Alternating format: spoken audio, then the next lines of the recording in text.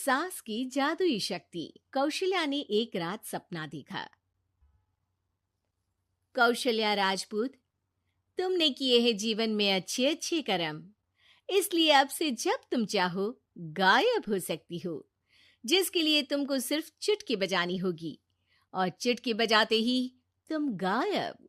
बस एक बात का ध्यान रखना, जहां तुमने कोई गलत काम किया तुमसे ये शक्ति वापस ले ली जाएगी। कौशल्या की नींद टूट जाती है। ये कैसा सपना था? गायब हो जाऊंगी मतलब?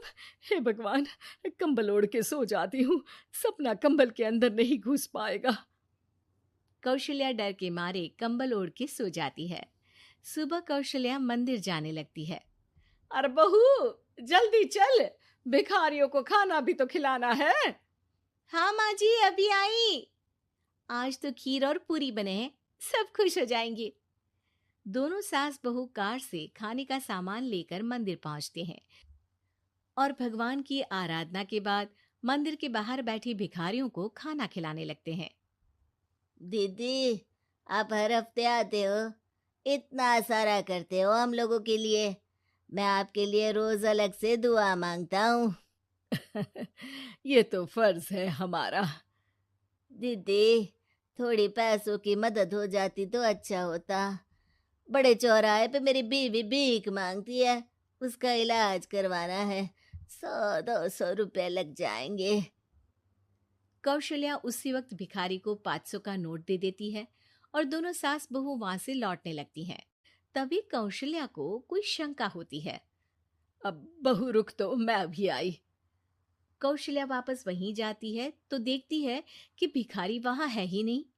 कौशल्या को रात का सपना याद आता है। वो चुटकी बजा के गायब हो जाती है और सीधे भिखारी के पास पहुंचती है, पर भिखारी को वो दिखाई नहीं देती। कौशल्या देखती है कि भिखारी उन पैसों से शराब खरीद रहा है और कौशल्या उसे वहीं एक चाटा मारती है। अरे कौन है बे? एक और चाटा पड़ता है। अरे कौन है?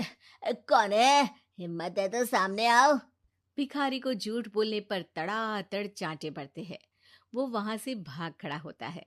कौशल्या चुटकी बजा के वापस बहू के पास आ जाती है और मन ही मन सोचती है, ऐसे तो मैं कितने गलत काम रोक सकती हूँ, कितनी ताकतवर हूँ मैं, किसी को पता भी नहीं चलेगा। सासू माँ, आप क्या सोच रही हो? अब कुछ नहीं, कुछ भी तो नहीं। ठीक है, मुझे ना थोड़े पैसों की जरूरत थी। मेरे कजिन भाई है ना, उनकी तबीयत थोड़ी इधर उधर हो रही है। वो तो खुद से नहीं कहेंगे कि पैसे दे दो, पर बहन होने के नाते मेरा तो फर्ज बनता है ना कि भाई की मदद करूं। अरे हाँ हाँ, ले जाना पैसे। पैसे इसीलिए तो कमाते हैं कि जरूरत में काम आ सके। घर पहुंच के कौशल्या अपनी बहू को 10,000 रुपए दे देती है। कब जाएगी तू मायके? अम, कल शाम की ट्रेन है। दोनों काम में लग जाती हैं। तभी काम वाली दीदी वहां आती है। आज ना मैं आप लोगों के लिए पनीर बनाऊंगी। ठीक है, मंगवा लेती हूँ पनीर। पड़ोस की दुकान वाला पनीर दे जाता है और काम वाली बाई पनीर से रेसिपी बनाने लगती है। आज अपनी सुपर पावर काम वाली बाई पे ट्राई करती हूँ, देखूं तो सही किचन में करती क्या है ये। सास चुटकी बजा के गायब हो जाती है और किचन में पहुंचती है। बाई को खबर भी नहीं है कि कौशल्या भी किचन में ही है। आज तो मैं भी पनीर की सब्जी बनाऊंगी रात को अपने घर, और थोड़ा सा घी भी रख लेती हूँ। वैसे भी कौशल्या बुढ़िया खा खा के मोटी हो गई है। कौशल्या बाई की चोरी पकड़ लेती है और गुस्से में बाई की चोटी ऊपर उठा देती है। बाई को समझ भी नहीं आता कि उसकी चोटी खड़ी कैसे हो गई। वो डर के मारे चीख पड़ती है। बहू भागते हुए किचन में आती है। अरे क्या हुआ? ये तुम्हारी चोटी खड़ी कैसे है? करंट लग गया है क्या? पता नहीं, शायद किचन में ना भूत है। बाई वहां से भाग खड़ी होती है और कौशल्या चुटकी बजा के अपने कमरे में टीवी देखने लगती है। बहू वहां जाती है। माँ जी, किचन में ना भूत है, बाई भाग गई। अरे भागने देना, भूत का तो पता नहीं, किचन में चोर जरूर था और वो थी अपनी काम वाली। अच्छा हुआ चली गई। बहू को कुछ समझ नहीं आया। उसने किचन में जो देखा उसके सदमे में जो थी वो अभी तक। अगले दिन बहू अपने मायके के लिए निकल जाती है। कहीं भिखारी और काम वाली की तरह बहू भी तो मुझे धोखा नहीं दे रही। अरे कहीं वो पैसे ले जाके शॉपिंग तो नहीं करने वाली ना। अभी पता लगाती हूँ मुझसे कुछ छिपा है भला। जैसे भगवान सब देख रहा है वैसे ही मैं भी सब देख रही हूँ। सास को अपनी शक्ति पर घमंड आ गया था। वो अब अच्छे काम करने की जगह अपनी शक्ति का इस्तेमाल खुद का शक मिटाने के लिए कर रही थी। वो चुटकी बजाती ही बहू के मायके चली जाती है। भैया, आपने बताया क्यों नहीं कि इतनी तबीयत खराब है? अरे तेरी सास बूढ़ी हो गई है, इतना भला काम करती है, उनकी मदद कौन करता है? यहाँ तो और भी लोग हैं ना। भैया, मेरे पास कुछ पैसे हैं, आप दूसरे डॉक्टर को दिखा दीजिए ना। अरे मुझे लगता है कि मेरा टाइम आ गया है, मुझे जाना होगा। कमरे में भाई की आत्मा को लेने यमदूत आ चुके थे। कौशल्या भले ही किसी को नहीं दिख रही थी, पर यमदूत ने उसे देख लिया। यही आत्मा है शायद, परछाई दिख रही है, पहले ही तैयार खड़ी है। अरे आप कौन हो? यमराज का नाम सुना है? हैं? आप यमराज हो क्या? नहीं, हम उनके यहाँ जॉब करते हैं, आत्मा उठा के ले जाते हैं डिलीवरी वाले। चलो अब तुम्हारा टाइम पूरा हो गया। अरे आप शायद ना वो बिस्तर पर पड़े आदमी की आत्मा को लेने आए हो। मैं तो बस यहाँ देखने आई थी कि मेरी बहू कहीं मुझसे पैसे लेकर शॉपिंग करने तो नहीं चली गई ना।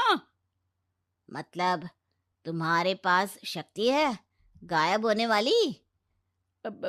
हाँ। तुम ऐसे तुच्छ काम में उपयोग कर रही हो ऐसी दिव्य शक्ति का। अब तो तुमको ही लेके जाऊंगा।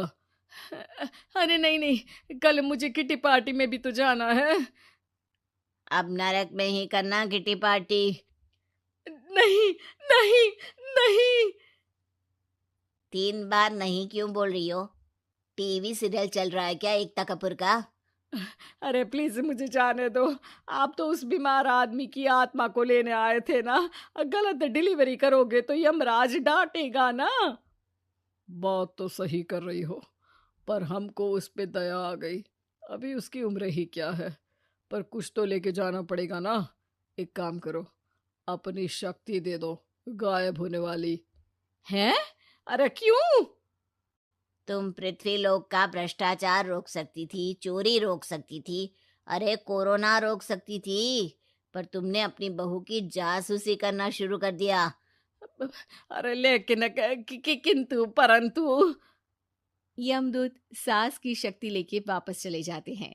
कौशल्या की परछाई हवा से नीचे गिरती है और जमीन पे आते आते कौशल्या का शरीर सामने आ जाता है। अरे लग गई, कितने ऊपर से फेंका। माँ जी, आप यहाँ ऊपर से कैसे गिरी? अरे समधन जी, आप अचानक कमरे में। सब घबरा जाते हैं। सास बहू को सारी बात बता देती है।